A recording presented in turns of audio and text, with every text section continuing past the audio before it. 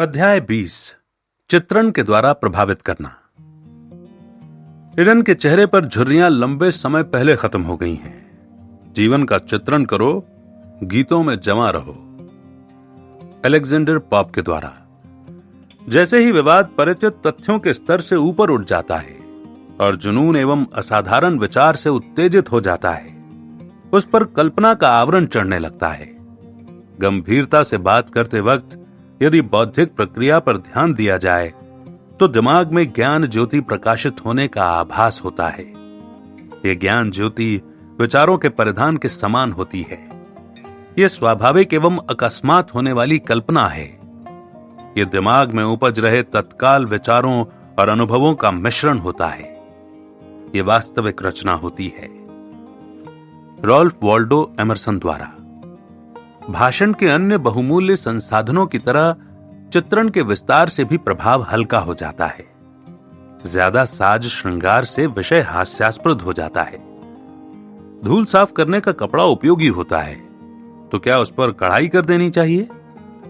चित्रण को उचित दायरे में रखा जाए या विस्तार के जरिए भव्य प्रदर्शन किया जाए, यह वक्ता की पसंद पर आधारित होता है। चित्रण के अंदाज से वक्ता के बौद्धिक स्वभाव का पता लगता है। चित्रण का अंदाज।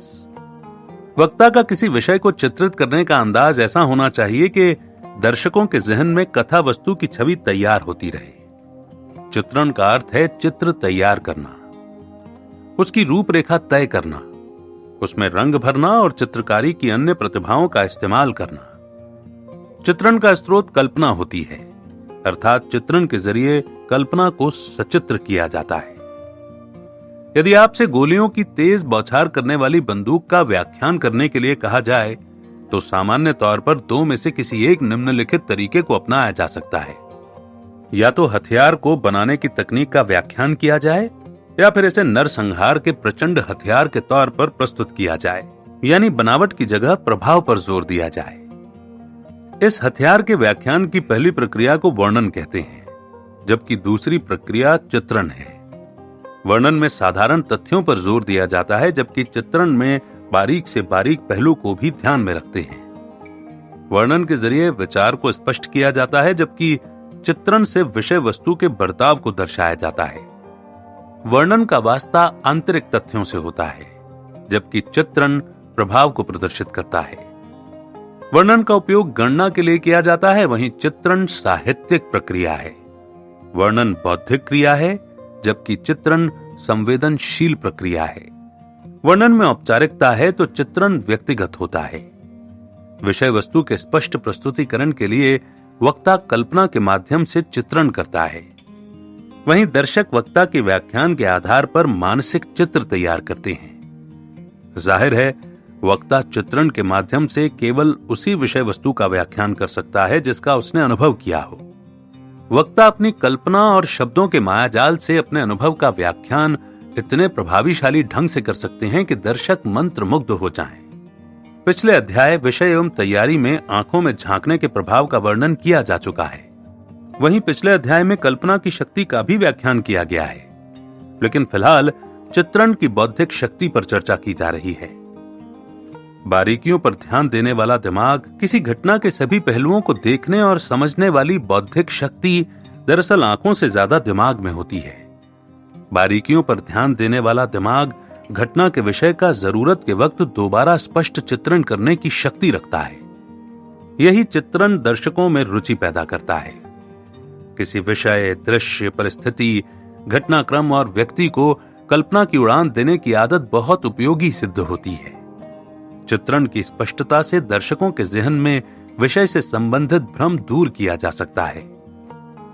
विषय को स्पष्टता प्रदान करने की इस प्रक्रिया में वाक् चातुर्य की भूमिका अहम होती है। निम्नलिखित समूहों को संपूर्ण नहीं माना जा सकता, लेकिन फिर भी इनके व्याख्यान के लिए एक भी शब्द जोड़ने की आवश्यकता नहीं है।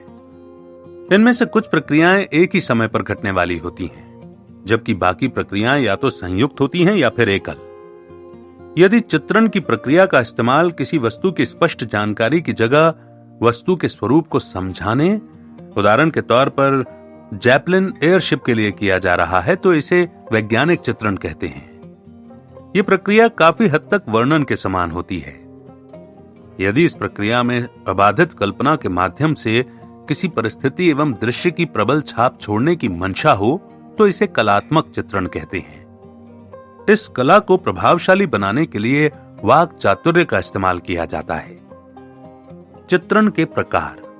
भाषण के दौरान चित्रण मुख्य रूप से सुझाव के माध्यम से होना चाहिए। सुझाव के माध्यम से किया गया चित्रण संक्षिप्त होने के साथ गहरी छाप छोड़ने में कामयाब होता है। सांकेतिक व्याख्यान के माध्यम से विषय का विस्तार पूर्ण चित्रण किया जा सकता है। इसके द्वारा दर्शकों के दिमाग में विषय से संबंधित कल्पना और चित्रों का जन्म होता है। डिकेंस क्रिसमस कैरोल्स में कहते हैं, जब श्रीमती फेजविग एक लंबी एवं संतोषजनक मुस्कुराहट के साथ आईं, तो जाहिर तौर पर दर्शकों के जहन में फेजविग का खुशनुमा चरित्र तैयार हो गया। इस तरह का साधारण व्याख्यान बहुत प्रभावशाली होता है और इसी कला पर निपुणता की जरूरत होती है।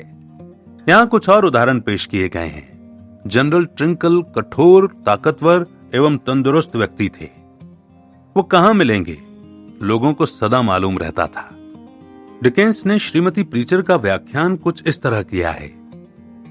एक छोटी सी गद्दी, एक छोटी सी गृहिणी, एक छोटी सी पुस्तक, एक छोटी सी डिब्बी, छोटी सी मेजें और तौलने नापने की सामग्री का समूह और सब चीजों के बीच में समाई एक छोटी सी महिला। आप चित्रण के किसी भी प्रकार को नजरअंदाज कर सकते हैं, लेकिन सुझाव की कला में दक्षता के महत्व को नहीं नकार सकते। चित्रण साधारण संकेतों के माध्यम से होना चाहिए। चित्रण का प्रभाव विषय वस्तु के महत्व को दर्शाता है। मोजले ने कहा है कि यदि देखने वाला चकाचौंध की वजह से पलकें झपकाने लगे तो हम मान लेते हैं कि उसने किसी चमकीली या प्रकाशित वस्तु को देखा है। यदि चेहरा पीला पड़ जाए तो डर के आभास का बोध होता है। खुशी से खिला चेहरा सौंदर्य के दर्शन की अनुभूति कराता है। वहीं शांत चित्त में ध्यान का एहसास होता है। संक्षिप्त चित्रण उपाधि विशेषक होता है। नीली आंखें, मोहक मुस्कान, सुर्ख गाल। आज पारंपरिक उपमाएं प्रतीत होती हैं, लेकिन होमर की ये उपमाएं उस दौर में एकदम ताजा थीं। शताब्दियों से 8 तिल्लियों पर पहिया बेशर्मों की तरह घूमता है। हथौड़े की लगातार चोट से तलवार की धार बनती है। ऐसे मुहावरों में कोई बदलाव नहीं किया गया है। विल लिविंगटन के द फाइटिंग डेथ की उस उपमा को याद कीजिए, जिसमें लेखक ने फिलीपींस में मुकाबला करते सैनिक को दीवार पर जोंक की तरह चिपका हुआ दर्शाया। चित्रण भाषण के आंकड़ों को दर्शाता है। उन्नत वाक् चातुर्य के प्रकार की चर्चा के साथ मार्गदर्शन के सुझावों पर भी ध्यान देना चाहिए। यह बेहद महत्वपूर्ण है, इस पर जरूर ध्यान दें। आंकड़ों को प्रदर्शित करने का सहज, बौद्धिक, संक्षिप्त, तीक्ष्ण, खुशनुमा और हास्यप्रद अंदाज मंच पर प्रस्तुतिकरण का सबसे बेहतर तरीका होता है। चित्रण साधारण और सीधे रूप में भी किया जा सकता है। बयान एकदम सीधा, साधारण और वर्णन मुक्त भी हो सकता है। चित्रण के अंदाज का निर्धारण स्वयं के बुद्धि विवेक से करना चाहिए। निर्धारित किए गए अंदाज के बाद फैसला करना चाहिए कि व्यापक विषय के बाद विस्तृत व्याख्यान करना चाहिए या फिर विस्तृत व्याख्यान के बाद विषय की व्यापकता का प्रस्तुतिकरण। ध्यान रहे कि अंदाज हर स्थिति में संक्षिप्त होना चाहिए। वॉशिंगटन इरविंग्स के निकरबोकर्स में मौजूद संक्षिप्त व्याख्यान पर ध्यान दीजिए। उस छोटे, चौकोर और गठीले चेहरे वाले बूढ़े भद्र व्यक्ति की दोहरी ठुड्डी, चौड़ा मुंह और फैली हुई नाक थी। वो लगातार सिगार पी रहा था। उसकी लंबाई ठीक 5 फीट 6 इंच थी, जबकि उसका दायरा 6 फीट 5 इंच तक का था। उसकी खोपड़ी वृत्ताकार थी और आश्चर्यजनक रूप से चौड़ी थी। उसके हर अंग से चतुराई झलक रही थी। प्रकृति ने उसकी गर्दन की रचना कुछ इस उलझन में की थी कि गर्दन पर सिर का संभलना अविश्वसनीय प्रतीत हो रहा था। ऐसा लग रहा था जैसे प्रकृति गर्दन की रचना करने ही नहीं चाहती थी, और ऐसा लगता था जैसे उसकी खोपड़ी को दोनों कंधों के बीच सीधे रीढ़ की हड्डी पर रख दिया गया हो। उसका शरीर अंडाकार था। मुख्यतः निचला हिस्सा बहुत भारी था। ऐसा लगता था कि इस हिस्से को बनाने के लिए विशेष तौर पर विधाता से निवेदन किया गया था। वो बहुत आराम पसंद व्यक्ति था और सामान्य सैर सपाटे से भी मन चुराता था। ये व्याख्यान हालांकि हास्यास्पद है, लेकिन बहुत लंबा है। तथ्यों को बेवजह विस्तार दिया गया है। किसी हास्यास्पद व्यक्तित्व के व्याख्यान के लिए यह तरीका उत्तम हो सकता है, क्योंकि व्यक्ति की शारीरिक रचना के जरिए स्वभाव को दर्शाया गया है। ऐतिहासिक आदतों के व्याख्यान के जरिए चित्रण को चपल बनाया जा सकता है। निम्नलिखित सजीव हाव भाव से परिपूर्ण नाटकीय व्याख्या पिछले 30 सालों से लोगों के दिमाग में अमिट छाप की तरह मौजूद है। बल्ले की आवाज आज भी स्पष्ट सुनाई देती है। बल्ले को हाथ में लो और उचित मुद्रा में खड़े हो जाओ। अब गेंद पर ध्यान जमाओ। बहुत नीची जमीन से रगड़ती हुई गेंद पर ऊंचा शॉट मत मारो। जब गेंद तेज रफ्तार से आए तो जोर से शॉट मारो। लंबा शॉट, आसमान छूता हुआ, ऊंचा, बहुत ऊंचा। भागो, तेज तेज भागो। व्याख्यान के दौरान वक्ता, दर्शक और मौजूद खिलाड़ियों के भीतर ऊर्जा के संचार पर ध्यान दीजिए। आपको महसूस होगा जैसे खुद खेल रहे हों। होमर के अंदाज में तालमेल का दृश्य व्याख्यान भी कुछ इस प्रकार का था। ऐसा प्रतीत हो रहा था जैसे घटना न केवल घट रही हो, बल्कि साक्षात आंखों के सामने घटित हो रही हो। यदि आपने सफर के दौरान चर्चाओं में बढ़ चढ़कर हिस्सा लिया हो तो ध्यान दिया होगा कि वक्ता या तो भाषा को ज्यादा अलंकारित करता है या फिर भौंडी भाषा का इस्तेमाल करने लगता है। यदि आप भाषा की जादुई शक्ति सीखना चाहते हैं और दृश्य, घटना, विचार, कल्पना आदि के व्याख्यान को मनमोहक बनाना चाहते हैं तो लेफ्केरियो हरन, रॉबर्ट लुइस स्टीवेंसन, पेरी लोटी और एडमोंडो की DMSS का अध्ययन जरूर कीजिए। उनके पीछे कार्वेन स्टोन की ब्लू डिस्टेंट पर्वतमाला का दृश्य साफ दिखाई दे रहा था। ऐसा प्रतीत हो रहा था मानो मंदिर की चोटी को खास तौर पर स्वर्ग के लिए तराशा गया हो। मंदिर का सुनहरा श्रृंगार आसमान को छू रहा था। चीन की प्रेतात्मा रचना से लेफ्केरियो हरन। आसमान में तारे साफ रंग बिरंगे आभूषणों के समान चमकते हुए नजर आ रहे थे। सितारों की झिलमिलाहट में रूखापन नहीं था। आकाशगंगा में चांदी के रंग का धुंधलका था। मेरे चारों ओर अंधेरा ही अंधेरा था, दूर तक फैला हुआ अंधेरा। काठी से झलकती सफेद रोशनी में मैं गधे को खूंटी से बंधी रस्सी के सहारे चारों ओर घूमता देख सकता था। मैं घास के मैदान में उसके चरने की आवाज सुन सकता था। इसके अलावा कोई और आवाज थी, नदी के बहते पानी की पत्थरों से टकराने की लयबद्ध आवाज। गधे के साथ यात्रा रचना से रॉबर्ट लुइस स्टीवेंसन। वसंत अपने चरम पर है। वसंत का सबसे पहला रूपहला अंतराल। सूनी रातों का गहराता अंधेरा, अंधेरे में लुप्त होती पुरानी झोपड़ी में रखी चीजें और दूर तक धरती पर फैली उदासी की छाया। धुंधलके में बीतते हुए दिन, बादलों का गहरा गुबार, धीरे धीरे फासला तय करता हुआ दिन अचानक से दोपहर को रात में बदल देगा। लगातार बहती हुई हवाओं की, दूर किसी गिरजाघर में बजती घंटियों जैसी आवाजें, एक दूसरे का अनादर करते हवा के तेज झोंके, हतोत्साहित करते हवा के शोक गीत।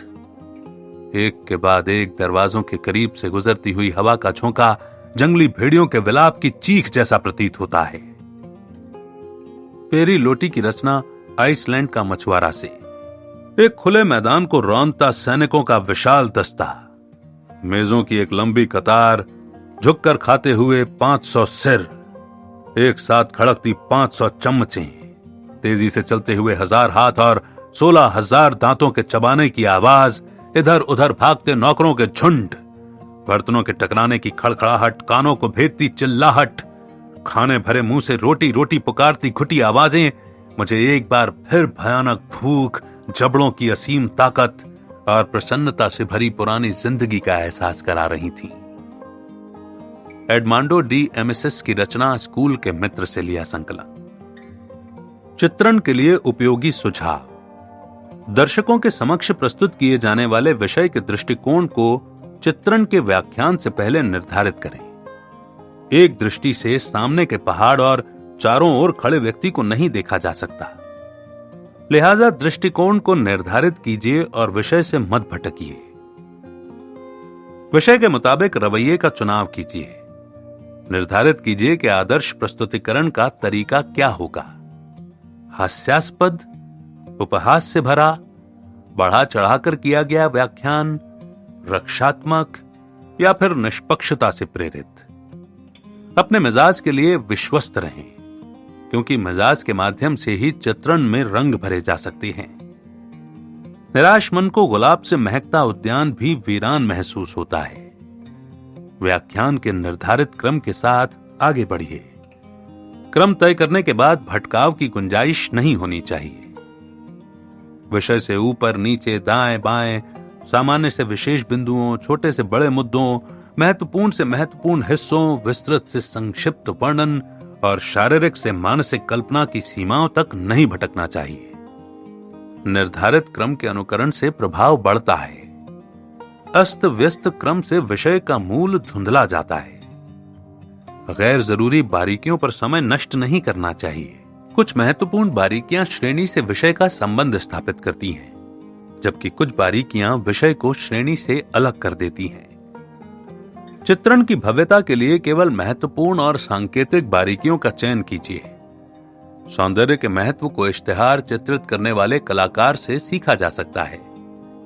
दर्शकों की दिलचस्पी के मुताबिक तय कीजिए कि भाषण के किस हिस्से का चित्रण करना है, किसका व्याख्यान और किस हिस्से को केवल छूकर सफाई से निकल जाना है। दर्शकों की जानी और अनजानी चीजों से संबंधित जिज्ञासा का सम्मान कीजिए।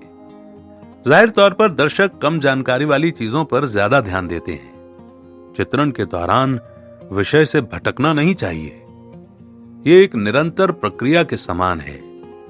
इसके बीच में विषय से भटकाव या रुकावट दर्शकों की दिलचस्पी खत्म कर देती है। रुकावट से भरा चित्रण अस्त व्यस्त मुहावरों के समान होता है। क्रमबद्ध व्याख्यान से चित्रण का प्रस्तुतिकरण स्वाभाविक तौर पर प्रभावशाली हो जाता है। चित्रण करते वक्त वास्तविक दृश्य के दौरान उत्पन्न भावों का अनुभव कीजिए और उसी भाव को दर्शकों के समक्ष प्रस्तुत करने की कोशिश कीजिए। चित्रण का वास्तविक अर्थ है भावना के असल भाव को प्रदर्शित करना। भावहीन चित्रण हड्डियों में जमने वाली ठंड की तरह निराशाजनक होता है। प्रभावशाली चित्रण के लिए भावनाओं की गर्माहट आवश्यक होती है। किसी तस्वीर के व्याख्यान की शुरुआत को सहज एवं प्रभावशाली रखें और अंतिम भाग को तेजी से खत्म करें। शुरुआती छाप अमिट होती है, जबकि अंत को भुला दिया जाता है। किसी विषय के मुख्य बिंदुओं के महत्व को समझने के लिए दिमाग को अभ्यस्त किया जा सकता है। इसी प्रकार किसी एक दृश्य की स्पष्टता, कार्यकलाप, अनुभव, किरदार और आपसी संबंधों को भी याद रखा जा सकता है। किसी विषय के चित्रण को पूर्णता प्रदान करने के लिए विषय की पूर्ण जानकारी होना जरूरी होती है। इस कला पर निपुणता हासिल करने वाला वक्ता चित्रण की कला में भी दक्ष हो जाता है। अभ्यास के लिए विभिन्न अनुभवों का चित्रण कीजिए। मैं एक बार वॉशिंगटन के कैपिटल हिल पर खड़ा था। अपने देश की राजधानी में ऊंची खड़ी संगमरमर की इमारत देखकर मेरा दिल तेजी से धड़कने लगा। जब मैंने उस इमारत की अहमियत, विशाल राष्ट्रीय कोष, भव्य सेना, न्यायाधीश एवं राष्ट्रपति, अदालत एवं कांग्रेस और बाकी मौजूद महानुभावों के बारे में जाना तो मेरी आंखों के सामने अंधेरा सा छाने लगा। मुझे महसूस हुआ कि क्षितिज पर मौजूद सूर्य के लिए धरती पर दुनिया भर को स्वतंत्रता का पाठ पढ़ाने वाली इस इमारत से खूबसूरत व सम्मानित कुछ और हो ही नहीं सकता। 2 दिन बाद मैं एक मित्र से मुलाकात के लिए उसके घर पहुंचा। मेरे भद्र मित्र का घर उसी की तरह असाधारण एवं प्रशंसनीय था। घर के चारों ओर बड़े बड़े पेड़ थे, बीच में एक छोटा सा घास का मैदान था और क्यारियों में खूबसूरत फूल उगे हुए थे। फूलों की मनमोहक महक बगीचे में पके रसीले फलों की खुशबू के साथ मिलकर मदहोश कर रही थी। बाड़े में कबूतरों की गुटरगू, बगीचे में चिड़ियों की चहचहाहट और फल फूलों के आसपास मंडराती मधुमक्खियों की भिनभिनाहट ने एक विचित्र संगीत को जन्म दे रखा था। अंदर पूर्ण शांति, आराम, समृद्धि और शुद्धता थी। एक पुरानी दीवार घड़ी घर में आने वाले सभी आगंतुकों का स्वागत कर रही थी। टिक टिक की आवाज में मृतात्मा के लिए महान शोक गीत जैसा खिंचाव था। ऐसा प्रतीत हो रहा था जैसे आराम बिस्तर के पास घड़ी रात के चौकीदार का काम कर रही हो। वहां पुराने लेकिन बहुत आरामदायक बिस्तर बिछे थे। गर्माहट के लिए खुले अलाव थे। एक पुराना पारिवारिक धार्मिक ग्रंथ था। परिवार के लोगों की आंखों में आंसू डबडबा रहे थे। इस तरह गृहस्थी के प्रभावशाली इतिहास का स्पष्ट आभास हो रहा था। बाहर मेरा काबिल दोस्त खड़ा था, एक साधारण व्यक्ति। उसके सिर पर किसी ऋण का बोझ नहीं था। उसके खेतों में लहराती फसल भी कर्ज मुक्त थी। वो खुद का और अपनी जमीन का अकेला मालिक था। वो स्वतंत्र था। अधेड़ उम्र की वजह से उसके पिता के हाथ पैर कांपते थे, लेकिन वो दिल से खुश और संतुष्ट थे। घर की ओर जाते वक्त उसके पिता के हाथ जवान बेटे के कंधों पर टिक जाते थे। मेरे दोस्त के पिता का आशीर्वाद सदा उसके साथ रहता था। दरवाजे की दहलीज पर उसकी सुनहरे बालों वाली मां सदा स्वागत के लिए तैयार रहती थी। उन्हें देखते ही उसकी मां की आंखों में खुशी की चमक आ जाती थी। मां के दिल में धड़कनों का संगीत बजने लगता था। होठों पर मुस्कुराहट लिए वृद्ध महिला हाथों को फैलाकर अपने पति और बेटे का स्वागत करती थी। घर के भीतर बेटे की पत्नी गृहस्थी का काम करती नजर आती थी। मन और दिल से बहुत साफ महिला अपने पति के सुख दुख की संगिनी। घर में चहलकदमी करते छोटे छोटे बच्चे, गाय के पीछे भागते चिल्लाते, अपने छोटे से घोंसले में चहचहाती चिड़ियों की तरह शोर मचाकर खेलते शैतान बच्चे। मैंने घर पर रात के अंधेरे की चादर को फैलते देखा। किसी अदृश्य पक्षी के विशाल पंखों के साए जैसा अंधेरा। जंगल के घुप अंधेरे में गूंजती झिंगुर की आवाजों के बीच से निकलता विशाल पक्षी का साया। पूरे परिवार को आकाश से निहारते झिलमिलाते तारे, घुटनों के बल बैठकर पुराने धार्मिक ग्रंथ पर नजर टिकाए मां के आंचल में मुंह छुपाता छोटा बच्चा। ईश्वर इस परिवार पर सदा अपनी कृपा बनाए रखे। उसी वक्त मैंने संगमरमर से बने अमेरिकी कांग्रेस भवन को शाम के अंधेरे में धुंधलाते देखा। उसकी गरिमा और अपार खजाने को नजरअंदाज करते हुए मैंने कहा, ओह, निश्चित रूप से इस भवन में रहने वाले महानुभाव सरकार को मजबूती और स्थिरता ही नहीं, लोकतांत्रिक उम्मीद और वादे भी मुहैया कराते हैं। हेनरी डब्ल्यू ग्रैडी द्वारा लिखित। जिंदगी में एक जरूरत दूसरी का आह्वान करती है। ज्यादातर मौकों पर घटनाओं और स्थान में अनुरूपता होती है। हरियाली से भरा सुंदर दृश्य लंबे समय तक के लिए याददाश्त का हिस्सा बन जाता है। एक स्थान कार्यशीलता के लिए प्रेरित करता है तो दूसरा आदर्श जीवन की ओर इशारा करता है। वहीं तीसरा स्थान भटकाव से भरे जीवन का व्याख्यान करता महसूस होता है। अंधेरी घुप रात का प्रभाव, पानी का बहता झरना, जगमगाते शहर, सूर्योदय का निर्मल उजाला, भेड़ों का झुंड और दूर तक फैला समुद्र गुमनाम हसरतों और लुत्फ को जन्म देता है। ऐसे में हम किसी प्रिय घटना की कल्पना करते हैं। हमें मालूम नहीं होता कि क्या, लेकिन बावजूद इसके हम कुछ पाने के लिए आगे बढ़ते रहते हैं। सौंदर्य से भरे ऐसे महान दृश्यों, घटनाओं और स्थान से आकर्षित होकर हम जीवन के कई हसीन लम्हों को जीते हैं और जिंदगी भर उन लम्हों को याद रखते हैं। इस तरह हमारी कल्पनाओं का विस्तार होता है। नीचे गिरती पत्थरों की भारी आवाज कभी कर्णप्रिय लगती है तो कभी अति कष्टदायक। इन स्थानों पर अवश्य ही कुछ भिन्न घटा होगा। सदियों पहले हमारी जाति के साथ कुछ विचित्र घटा होगा। मैंने उनके मनोरंजन के लिए एक विशेष खेल रचने की कोशिश की थी। मैं अभी भी इसी कोशिश में हूं कि पहले की तरह व्यर्थ कोशिशों में तल्लीन। दरअसल मैं सभी घटनाओं के तार जोड़ने की कोशिश में लगा हूं और इसी कोशिश में लगा रहूंगा। लेकिन कुछ स्थान बिल्कुल अलग कहानी बयां करते हैं। निश्चित तौर पर नम बगीचों में से मानव हत्याओं की चीख सुनाई देती है। कुछ पुराने वीरान घर भूतिया प्रतीत होते हैं। समुद्र के कुछ किनारे टूटे जहाजों के मलबों से मुक्ति पाना चाहते हैं। कुछ स्थानों ने अपनी स्थिति को खुद की किस्मत मान लिया है। फूलों से खिली लताओं, हरे भरे बगीचों और शांति से भरपूर बफोर्ड ब्रिज के पास स्थित पर्यटक स्थल में कीट्स ने महान पुस्तक एंडेम्योन का लेखन कार्य किया था। यहीं नेल्सन ने एमा से रिश्ता समाप्त किया था। ऐसी ऐतिहासिक घटनाओं का गवाह रहा यह पर्यटक स्थल आज भी नई घटनाओं के लिए उत्सुक नजर आता है। चार दीवारी के बीच मौजूद पुराने दरवाजे के पीछे आज भी नई घटनाओं के लिए उत्सुकता का धुआं सुलग रहा है। महारानी की नौका के पास मौजूद यह पर्यटक स्थल एक बार फिर मेरी कल्पना को जागृत कर रहा है। शहर से दूर स्थित समुद्री टापू के किनारे एक नौका लहरों से जूझ रही है और एक तटरक्षक समुद्री जहाज लंगर डालने में मदद कर रहा है। यह सारा नजारा पुराने बगीचे के घने पेड़ों के बीच से साफ नजर आ रहा है। अमेरिकी लेखकों ने इस दृश्य पर बहुत कुछ लिखा है, लेकिन मुझे यह बताने की आवश्यकता नहीं है कि इस दृश्य में अभी भी कई अधूरी कहानियां छिपी हैं। इन कहानियों के जरिए इस पर्यटक स्थल के मायने और ज्यादा साफ हो जाएंगे। मेरी शाश्वत घबराहट ने इस पर्यटक स्थल के हर जोखिम से टक्कर ली है, लेकिन पूर्णता हासिल करने के लिए अभी भी कई साहसिक कार्य बचे हैं। रात की गहरी नींद से मैं हर सुबह एक अधूरी चाहत को पूर्ण करने और शंकाओं को दूर करने के लिए उठता हूं, लेकिन हाथ लगती है तो सिर्फ नाकामी। अभी वो समय नहीं आया है, लेकिन मुझे विश्वास है कि एक दिन वो लम्हा जरूर आएगा। महारानी की नौका कार्गो जहाज की व्याकुलता को समाप्त करेगी। रात के अंधेरे में दुखदाई समाचार के साथ एक घुड़सवार आएगा और बफोर्ड के दरवाजे को अपने कोड़ों की बौछार से ढेर कर देगा।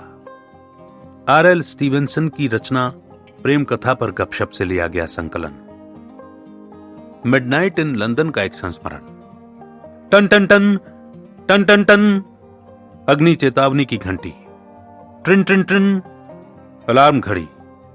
एक एक क्षण में शांति भंग और शोर शराबा शुरू। आवाज का एक धमाका, उत्तेजना, चिल्लाहट, पागलखाने जैसा माहौल। ट्रिन ट्रिन ट्रिन खड़खड़ाहट, संघर्ष और खलबली। चौपट खुला दरवाजा, सामान को लादते बलिष्ठ लोग। ट्रिन ट्रिन ट्रिन वे नजरों से ओझल हो गए, घोड़ों की टापों से सड़कों को रौंदते हुए।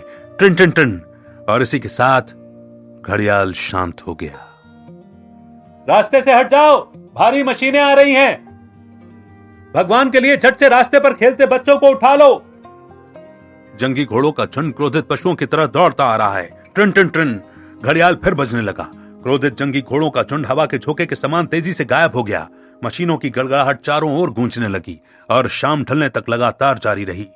धूल के भंवर में कष्ट से सांस लेने की प्रक्रिया और रात में आकाश को घेरने की तैयारी करता चिमनियों से निकलता दम घोटू काले धुएं का गुबार। घर की उत्तर दिशा में आग उगलता ज्वालामुखी, आंखों को चकाचौंध करता लावे का उफान, आकाश को अपनी लपटों से प्रज्वलित करता लावा, आग की लपटों से घिरा छोटे घरों का समूह, खतरे में फंसे 500 से ज्यादा लोग।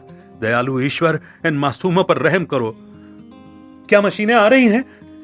हाँ, आ रही हैं। सड़कों पर तेजी से लुढ़कती हुई। देखो, घोड़े हवा की रफ्तार से दौड़ते हुए इधर की तरफ ही आ रहे हैं। आंखें आग के गोलों के समान लग रही हैं, नथुने फूले हुए हैं। आग की दहकती, बुझती, लुढ़कती, उभरती, फैलती, डूबती और पागलों की तरह एक दूसरे से अलग होती लपटें अपनी बाहों को फैलाती, घेरा बनाती, सिकुड़ती और भड़कती, आसपास की सभी चीजों को पिघलाती। एक भूखे दानव की तरह मुंह खोलकर आगे बढ़ती हुई लपटों की आंधी। देखो कैसे घोड़े घबराहट से एक कोने में छिपे जा रहे हैं। जानवरों की प्रवृत्ति इशारा कर रही है, कुछ अप्रिय घट सकता है। कठोर परिणामों की ओर जानवरों का इशारा। सभी लोग सीढ़ियों से ऊपर चढ़ जाओ। ऊंची खड़ी इमारत भीषण जलधारा में समा रही है। कांटेदार जीभा डूब रही है तो कभी उबर रही है। लहरें इधर उधर झांसा दे रही हैं और तेज हवा हर वस्तु के किनारों को काटने में लगी है। दूर किसी धमाके के बाद आसमान पर गहराता धुआं। इमारत की छत पर पागलों की तरह हवा में हाथ हिलाता एक भयभीत काला साया। हाथों को फैलाए जोर जोर से चिल्लाता काला साया। फिर अचानक एक डरावने स्थान पर लुढ़कता शरीर। दीवार के किनारे को पकड़ने की कोशिश में फड़फड़ाते हाथ, डूबते वक्त अचानक पास खड़े व्यक्ति के हाथों का सहारा, डर से थरथराते हाथ, कंपकपाते स्वर में मदद के लिए गुहार लगाती आवाज, भाव रहित लोगों का मदद से मुंह फेरना और पास खड़ी एक औरत का डर से मूर्छित हो जाना। व्यक्ति की तैरती लाश देखकर चिल्लाते मजदूर, बेचारे की मौत हो गई। मैं और जो उसे अच्छी तरह से पहचानते थे, वो मेरा पड़ोसी था। मेरे घर से 5वां घर उसका था।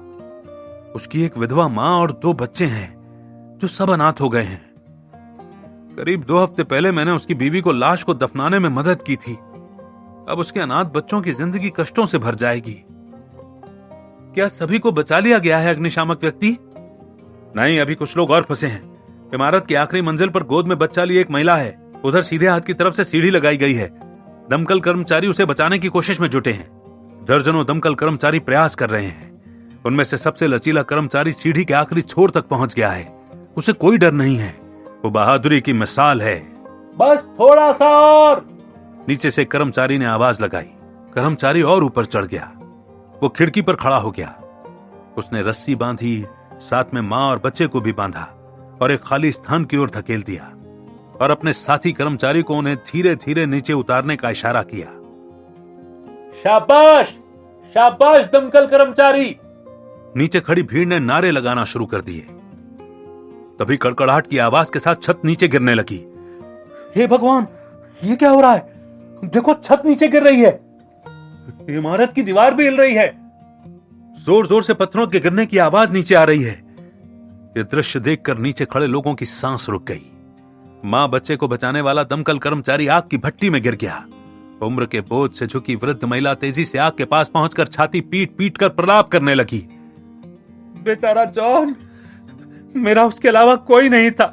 वो एक बहादुर लड़का था, लेकिन अब वो जिंदा नहीं है। 2 मासूम जानों को बचाने के लिए उसने अपनी जान गंवा दी। अब वो बहुत दूर चला गया है। क्रूर भट्टी की ओर इशारा कर वो महिला देर तक प्रलाप करती रही। मशीनें अपना काम करती रहीं। लपटें धीरे धीरे कमजोर होती गईं। चारों ओर उदासी छा गई। इस तरह शाम का उजाला रात में तब्दील हो गया। अर्नेस्ट जॉन्स फॉस्टर की रचना।